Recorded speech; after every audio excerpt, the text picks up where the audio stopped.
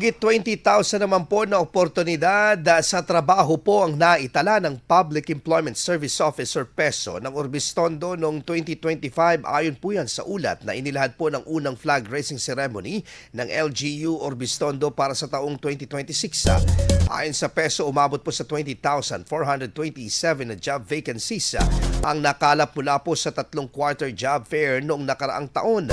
Kabilang po ang lokal at overseas employment dito.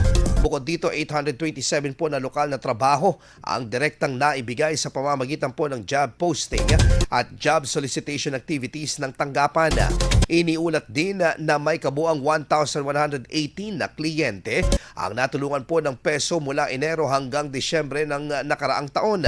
Kabilang na dito ang mga naghahanap ng mga trabaho, employer at establishmento, negosyante at OFWs at mga aplikanteng nagnanais na sumailalim sa pagsasanay at employment processing sa loob po ng bayan. Patuloy namang hinihikayat ng pamahalang bayan ang mga residente na samantalahin ang mga programang pangkabuhayan at na hiniaandog ng LGU at ng mga kaakibat nitong ahensya. IFM News. IFM News. IFM News.